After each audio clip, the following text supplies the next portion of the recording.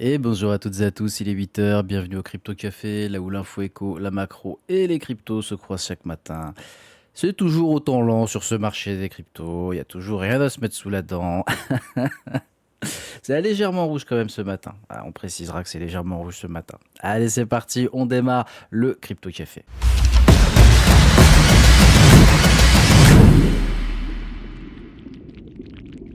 Comme d'habitude, on attaque avec le Crypto Fear and Greed Index qui est à 11 ce matin sur l'aperçu du marché des cryptos.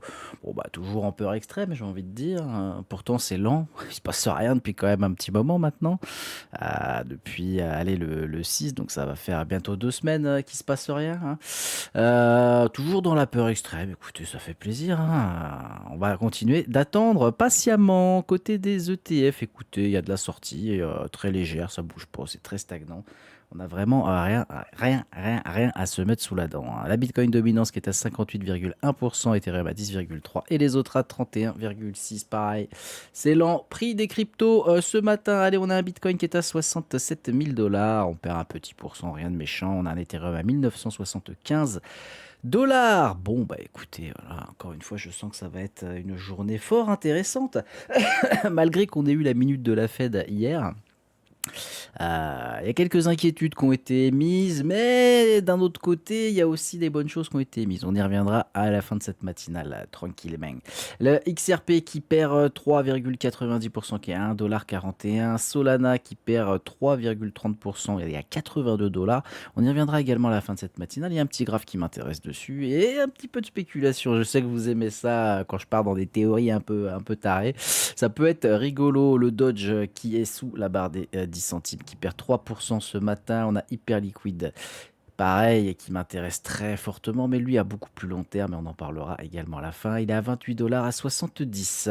On a quoi de sympatoche ce matin? XMR qui perd 3%. On a ZEC qui perd 10%, le coquin. 10%, il perd le ZEC. On va surveiller ça également plus tard. Ensuite, qu'est-ce qu'on a de coquin? Écoutez, H-bar sous les 10 centimes. Oh, sous les 10 centimes H-bar. C'est vrai que quand je dis ça comme ça, les prix peuvent être intéressants.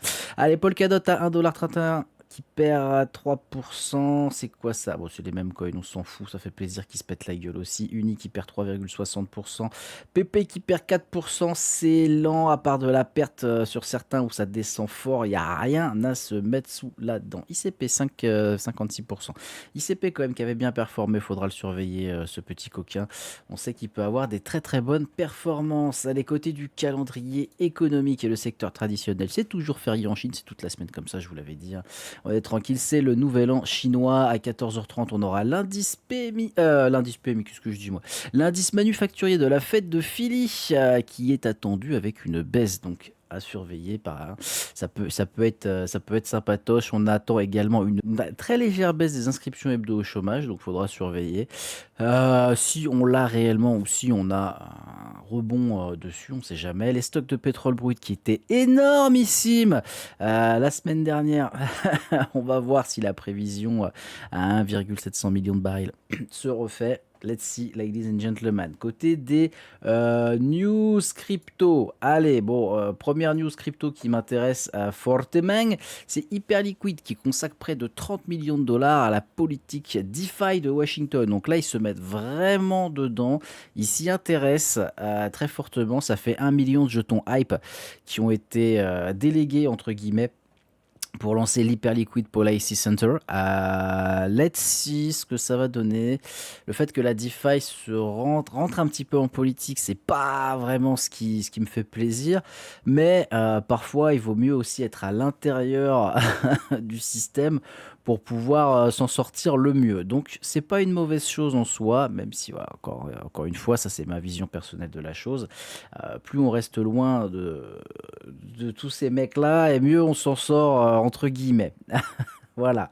On va pas aller plus loin pour hype. Écoutez, de toute façon, on fera un petit point dessus un petit peu après. Qu'est-ce qu'on a d'autre que j'avais dit? Voilà, ce matin, Peter Thiel qui a abandonné la totalité de la participation dans ETH Zilla, qui a été confirmé quand même dans un dossier de la SEC. Donc c'était quoi? C'était un ETF. Bah écoutez, voilà, l'ETF qui était à combien? Il était à 107 dollars au pic en août 2025, qui est tombé à 3,20 $. Donc les mecs, bah, où est le pognon? Où est passé le pognon? Donc là, c'est quand même complexe cette affaire, hein. On parle quand même de la septième société détentrice d'Ethereum. Bon, bah, il y a 100 000 ETH qui se sont barrés, quoi. Tout va bien, les gars. Ça va aller. Ça va aller. Ça va bien se passer. Ça va être très rigolo. À surveiller avec très grande attention, très clairement. Sinon, allez, on a petite news comme ça que j'ai pu trouver ce matin aussi. C'était hier soir celle-là, autant pour jeu. C'est 870 millions de dollars en sol qui ont été débloqués. Donc là, c'est coquin. C'est coquin parce que c'est pas rien quand même. Donc, on a une sortie du stacking, on a une diminution nette des validateurs sur Solana. Ce qu'on peut remarquer également, alors ça je m'en fous, voilà, c'est ça que j'avais pu voir aussi. On a quand même une très grosse baisse des holders à long terme sur Solana. Hmm. Ah les gars, on va regarder tout de suite le graphique de Solana, hein, parce qu'on est passé quand même de quasiment 3 millions de sols, ça chiffre, hein, 3 millions de sols qui étaient détenus, alors long terme sur 30 jours net, hein, entre guillemets, voilà. Ce chiffre est tombé à 1 million, donc un recul de 65%. C'est pas rien, surtout quand on sait qu'il y a moins de validateurs sur Solana. Attention, encore une fois, là, c'est des chiffres qui, moi, ouais, ça me fait mettre des grands hauts là. On se souvient tous de la vidéo où je vous disais, ça serait quand même drôle de retrouver un Solana à 50, 40 dollars dans ces eaux-là. On va regarder le graphique. Le graphique. Donc, qu'est-ce qu'on avait eu sur Solana? Écoutez, Solana, moi, c'était très simple, hein. Je vous avais fait un petit délire où on m'avait pris pour un fou. J'avais dit ça pourrait très bien être ça. Voilà. Ok, c'était un truc comme ça, à peu près, approximativement, hein. On trace brièvement ce matin. Donc, on avait ça, hein, une espèce de TE, épaule, tête, épaule, vous la connaissez tous. Même si y en a qui l'aiment pas, écoutez, chacun voit ce qu'il y veut. Moi, j'aime bien voir ça. Voilà. Donc, on avait eu un truc comme ça. Je reprends, je reporte. Qu'est-ce qu'on a? On se met à ce niveau-là. Voilà. Qu'est-ce qu'on a à ce niveau-là, à peu près? On pourra même descendre un petit peu plus, hein. On n'est pas coquin. Voilà. Donc, à mon sens, la chute n'est pas terminée. On fait quand même très attention parce que là, on est en weekly et on a un RSI qui est venu en survente. C'était arrivé également ici, hein. Forcément, quand c'était arrivé, c'était cette mèche-là. Je dis pas que ça va arriver tout de suite. Détendez-vous, détendez-vous. Par contre, si je passe en daily, bah oui, parce qu'on fait pas que du weekly, on va supprimer ça, bien évidemment.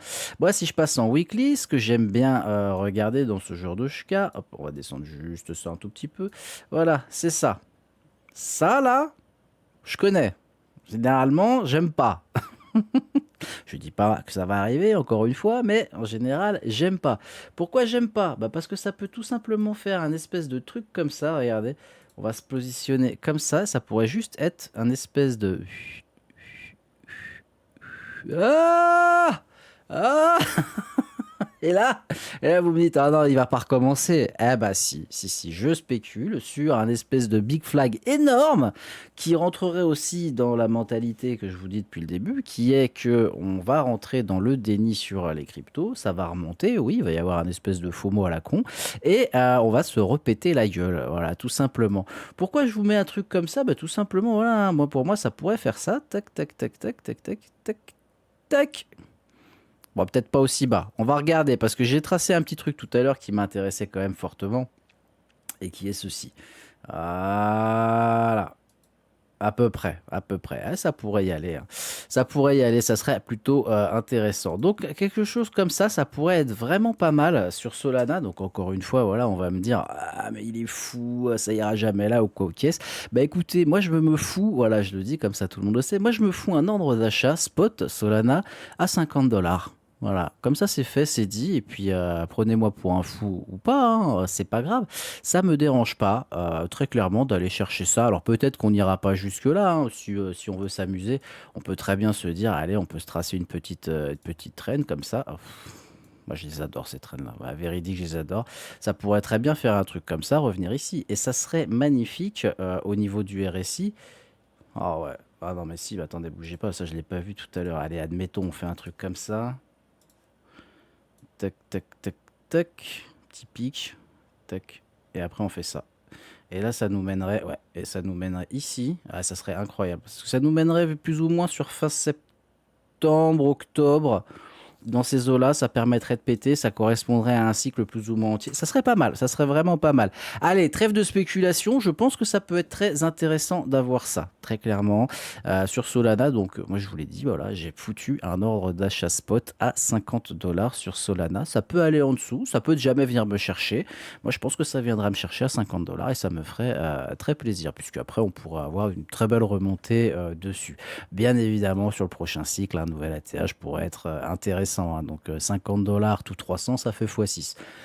Voilà, ladies and gentlemen, j'ai envie de vous dire que c'est tout pour Solana ce matin. On va parler un petit peu de la Fed. Alors la Fed, qu'est-ce qu'ils nous ont dit qu'est-ce qu'ils nous ont dit les coquins? Qu'est-ce qu'il nous a dit tonton Powell? Eh ben écoutez, ils restent dans leur lignée. J'ai envie de dire, l'inflation est toujours autant collante, voire plus que prévu. On a une anticipation sur la dépréciation du dollar. On a des marchés qui price des taux, enfin une baisse des taux, une à deux baisses des taux pour 2026. On était pricé sur trois baisses des taux à la base. On n'est plus que sur une ou deux. Donc, bon, la Fed aura bien remarqué, hein, que la valorisation des actions était très élevée, hein. Il y a quand même pas mal de vulnérabilités qui ont été identifiées. Je vous ai fait un résumé complet, hein, déjà dans le canal, donc n'hésitez pas à rejoindre si vous voulez vraiment avoir tous les détails. Je me suis amusé à lire les 18 pages du rapport, c'était coquin. Donc on a pas mal de choses, je vais vous lire l'interprétation que j'en ai eue. Hier directement, alors oui, je vous la lis, hein, parce qu'il bon, y a quand même pas mal de choses à dire. En gros, la Fed, ce qu'elle ne veut surtout pas, c'est donner l'impression qu'elle relâche alors que l'inflation n'est pas revenue à 2%. Vous savez que la Fed a un taux cible sur l'inflation à 2%. Donc pour l'instant, on n'y est pas du tout, même s'il y a eu une légère baisse sur les chiffres de janvier. Je vous rappelle que moi, j'attends énormément les chiffres de février. On a le fait que deux membres ont voté donc en janvier, hein, pour il y a eu une baisse des taux, hein. En janvier, on avait deux membres qui avaient voté pour une baisse des taux de 0,25 points. Donc ça montre qu'il y a un pivot qui est en train de se faire légèrement, d'accord, mais voilà, encore une fois, ces données sont faites sans les chiffres de février, et ces chiffres de février risquent de m'inquiéter quand on les aura. Donc, on verra ce qui se passera. Selon ces chiffres-là, attention, je ne dis pas que ça va arriver, mais si on a une inflation qui repète, d'accord, même si le chômage, enfin, même si l'emploi va pas trop mal, c'est pas la crise ou quoi aux caisses, on pourrait vraiment avoir une stagnation de ces taux d'intérêt et on pourrait entendre parler. Alors attention, attention, attention, attention. Je vous le dis, on pourrait entendre parler de hausse des taux. Alors là, ça serait catastrophique pour les marchés. Je vous le dis, ça pourrait arriver. Ça pourrait arriver qu'on entende parler. Je vous dis pas qu'on aura une hausse des taux, mais je vous dis qu'on pourrait en entendre parler. Commencez pas à écouter hein, tous les oiseaux de malheur, tous les machins, tous les bordels, parce que là, ça piquerait. Ça piquerait très fortement, la spéculation irait bon train, et on serait dans une sauce monumentale. Encore une fois, là où tout le monde va avoir beaucoup de malheur, moi je vais avoir des opportunités d'achat monstrueuses, très clairement. Donc on verra ce que ça dira. Pour l'instant, je suis pas plus inquiet que ça. De toute façon, je reste sur ma décision personnelle, hein, où on n'aura pas de baisse des taux bientôt en mars, sauf fait incroyable, mais comme l'inflation sera plus haute que prévu, je suis pas inquiet. Voilà, c'est tout pour moi ce matin, ladies and gentlemen. N'oubliez pas, Solana à 50 $, c'est du pain béni. Je vous souhaite à toutes et à tous une excellente journée. Profitez bien, je vous fais le bise.